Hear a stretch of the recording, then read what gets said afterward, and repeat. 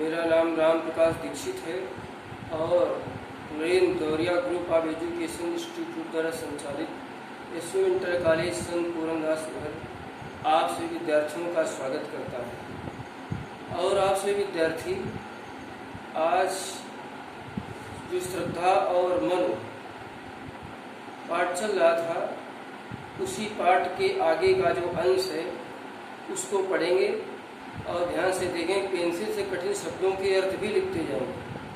तो अंश है प्रकृति, लिखा हुआ इसमें प्रकृति के वैभव, प्रकृति के सुंदर रूप का वर्णन जिसमें किया गया है कि प्रकृति के यौवन का श्रृंगार करेंगे कभी नवासी फूल, मिलेंगे जाकर अति शीघ्र आहा उत्सुक उनको भूल। एक तुम विस्तृत भूखंड, प्रकृति वैभव से भरा अमंग, कर्म का भोग, भोग का कर्म, यही जड़ चेतन का आनंद। ये पंक्तियां आप लोग पढ़ेंगे। आयोजक शंकर प्रसाद जी ने मनुष्य को कर्म का उपदेश देते हुए बताया है कि प्रकृति के यौवन का श्रृंगार करेंगे कभी नवासी फूल। इस पंक्ति का अभिप्राय है कि जैसे इस सुंदर प्रकृति सुंदरी के अनुपम रूप का श्रृंगार कभी बासी फूल नहीं खिलते करते, सदैव मुरझाने वाले फूलों के द्वारा इस सुंदर पृथ्वी और इस प्रकृति का रूप सुंदर आकर्षित नहीं हो सकता। तो हम उनका करेंगे कभी श्रृंगार कि जिस तरह से प्रकृति सुंदरी के अनुपम रूप का श्रृंगार कभी बासी फूल नहीं करते, ठीक उसी प्रकार जो मनुष्य बासी फूल, जो पुरानी विचारधारा के हैं, रूढ़िवादी परंपराओं के हैं, वे लोग कभी भी उत्साह के साथ एक नए राष्ट्र का निर्माण नहीं कर सकते, नए भविष्य का निर्माण नहीं कर सकते। जिनकी विचारधाराएं पुरानी बासी हैं, जो आत्मविश्वास से लैस होते हैं, वही इस प्रकृति के सुंदर रूप का श्रृंगार फूल करते हैं, खिले हुए फूल। उसी प्रकार से जो आत्मविश्वास से लैस मनुष्य होता है वही इस सुंदर पृथ्वी के रूप का श्रृंगार कर पाता है। मिलेंगे जाकर शीघ्र आ उत्सुक उनको धूल।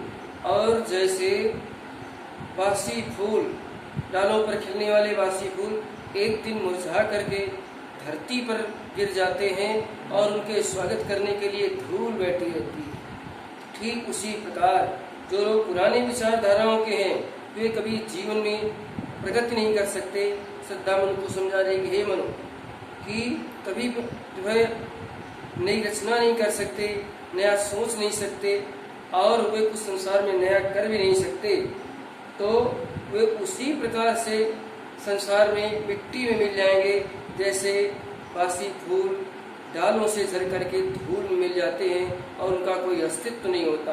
अस्तित्व उन्हीं का होता है जो हंसते मुस्कुराते हुए आत्मविश्वास के साथ संसार की समस्त समस्याओं का निराकरण करते हुए आगे बढ़ते हैं और नए जीवन का विकास करते हैं, नए राष्ट्र का निर्माण करते हैं। एक तुम विस्तृत भूखंड, मनु अपनी इन सांसारिक कठिनाइयों से बड़े हताश और निराश थे, तो उनको उपदेश देती हुई श्रद्धा कहती है कि एक तुम, हे मनु, तुम एक अकेले हो, विस्तृत भूखंड, ये विशाल पृथ्वी तुम्हारे भोग करने के लिए पड़ी है, प्रकृति वैभव से भरा मन। और ये प्रकृति सुंदरी अपने वैभव से, संपन्नता से भरी पड़ी है, फल फूल अन्न रत्न धन से धरती भरी पड़ी है। जो वीर पुरुष हैं वही इसका भोग करते हैं। ये धरती फल फूल अन्न धन तन उगलने वाली है, ये बालिका मृगप जीव की 8वीं सुगंध निराली है। तुम श्रृंगे शैल के जिनमें हीरक रत्न भरे हैं, ये समुद्र के जिनमें विद्रोम प्रवाल बिखरे हैं, दूसरे अमर तक ये जल कभी घटने वाला है। ये प्रकाश से पूर्ण कभी भी नहीं सिमटने वाला है। परमात्मा ने इतने असीम वरदान दे दिया है, इनका भोग करने के लिए मनुष्य में पुरुषार्थ चाहिए और पुरुषार्थी पुरुष इस संसार में जो है कुछ नया कर गुजरते हैं और संसार के नए निर्माण में हाथ बटाते हैं। तो एक तुम विस्तृत भूखंड, एक तुम हो, विशाल पृथ्वी तुम्हारे भोग करने के लिए पड़ी है। कर्म का भोग, भोग का कर्म। श्रद्धा मन को समझाती है कि कर्म का भोग प्रत्येक मनुष्य को इस संसार में अपने ही कर्मों का भोग भोगना पड़ता है, भोग का कर्म। और जो भोग भी रहे हैं वे अपने ही कर्मों का फल भोग रहे हैं, वे किसी दूसरे के कर्मों का फल नहीं भोग रहे हैं।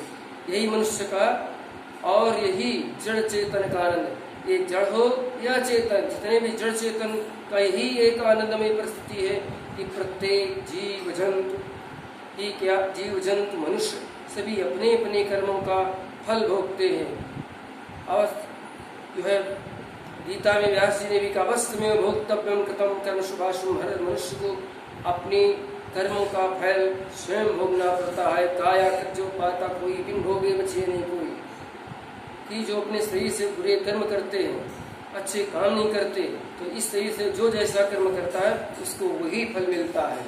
इसलिए हे मन उठो और सत्कर्म करने के लिए पुरुषार्थ करने के उत्सुक हो। ये सुंदर पृथ्वी तुम्हारी तरफ निहार रही है, संसार तुम्हारी तरफ निहार रहा है, और तुम आत्मविश्वास के साथ एक नए संसार का निर्माण करो, जिससे ये धरती श्रृंगारपूर्ण हो जाए, भव्य हो जाए, रत्नमय हो जाए, कंचनमय हो जाए। आप सभी विद्यार्थी इस पाठ को ध्यान से पढ़ेंगे और पढ़ने के बाद दिए गए प्रश्नों का उत्तर लिखेंगे। और मैं इस पाठ को यहीं से समाप्त करता हूँ। ओम शांति।